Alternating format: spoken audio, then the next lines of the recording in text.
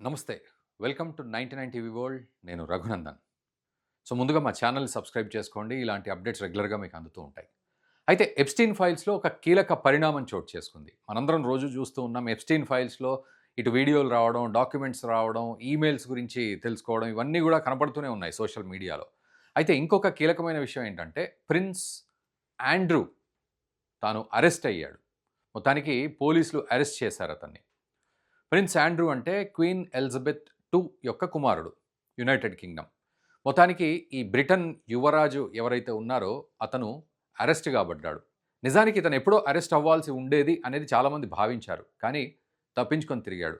ముఖ్యంగా ఎప్‌స్టీన్ ఫైల్స్‌లో ఇతని పేరు రాకముందు కూడా ఎప్‌స్టీన్ తోటి ఇతని సంబంధాలు ఉన్నాయని ప్రపంచం చాటి చెప్పింది.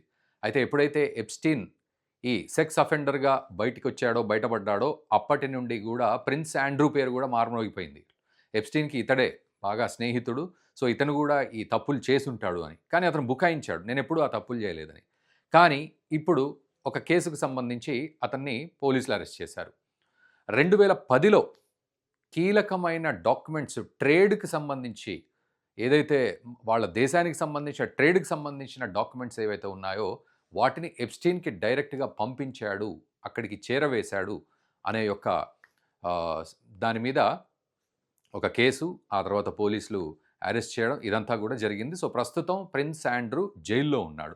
ఆయన నిజానికి కూడా బ్రిటన్ రాజకుటుంబానికి చెందిన వ్యక్తి. క్వీన్ ఎలిజబెత్ II యొక్క కొడుకు. కానీ ఈరోజు పూర్తిగా ఎప్‌స్టీన్ పేరు మీద మొత్తానికి పరువైతే పోగొట్టుకున్నాడు.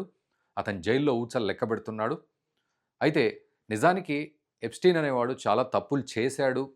అది మనందరికీ తెలిసింది. ఎప్‌స్టీన్‌తో ఎవరైతే ఉన్నారో వాళ్ళల్లో చాలామంది తప్పులు చేసిన వాళ్ళున్నారు, చేయని వాళ్ళు ఉన్నారు. అందులో ప్రిన్స్ ఆండ్రూ కూడా నేను ఏ తప్పు చేయలేదన్నాడు. కానీ రీసెంట్‌గా మీకు గుర్తుండే ఉంటుంది.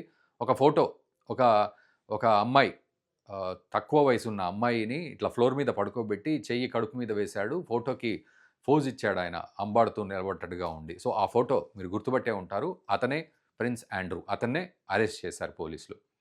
అయితే ఇతనికి దాదాపు 1999 నుంచి కూడా ఎప్‌స్టీన్ పరిచయమే. ఎప్‌స్టీన్ ఇతన్ని పిలిచాడు. ఎందుకంటే ఇతనికి ప్రిన్స్ ఆండ్రూకి బాగా ఎంజాయ్ చేయాలి జీవితాన్ని అని చాలా కోరిక. ఈలోపు ఎప్‌స్టీన్ తగిలాడు. ఎప్‌స్టీన్ గురించి మనందరికీ తెలిసిందే. సో, వెంటనే అతన్నేం చేశాడు, ప్రిన్స్ ఆండ్రూని తీసుకెళ్ళి స్కాట్లాండ్‌కి తీసుకెళ్ళాడు. అక్కడ తన ఫార్మ్ హౌసు అక్కడంతా చూపెట్టేసి మొత్తానికి అక్కడ ఎంజాయ్ చేయించే ప్రయత్నం అయితే చేశాడు.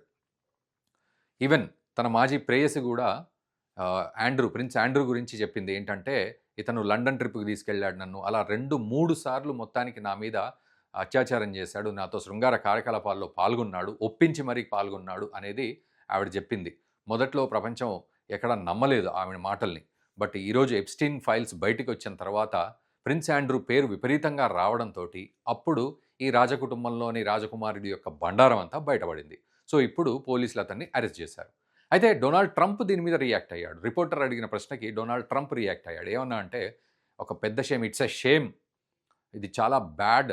చాలా దారుణం జరిగింది. It's a shame. అతను అరెస్ట్ అవ్వడం ఇట్స్ ఎ షేమ్.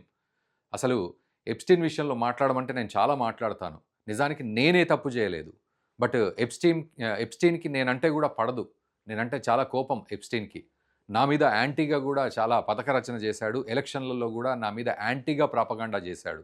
సో, ఎప్‌స్టీన్‌కి నేనంటే ఇష్టం ఉండదు. అండ్ ఎప్‌స్టీన్‌తో కలిసి నేను ఏ తప్పు చేయలేదు. అండ్ ప్రిన్స్ ఆండ్రూ ఇలా అరెస్ట్ అవ్వడం అనేది ఒక పెద్ద shame. It's a bad thing అని చెప్పి డొనాల్డ్ ట్రంప్ రియాక్ట్ అయ్యాడు. ఏదేమైనప్పటికీ ఎప్‌స్టీన్ ఫైల్స్ విషయంలో ఇలా చాలామంది కూడా పదవికి రాజీనామా చేయడానికి రెడీగా ఉన్నారు. అరెస్ట్ అవ్వడానికి రంగం సిద్ధమవుతోంది. ఇట్లాంటివన్నీ కూడా జరుగుతున్నాయి. ఎప్‌స్టీన్ ఫైల్స్ మీద మీరేమనుకుంటున్నారో కామెంట్ చేయండి. అండ్ ఈ వీడియోని మన మిత్రులకు కూడా షేర్ చేయండి. Thank you very much.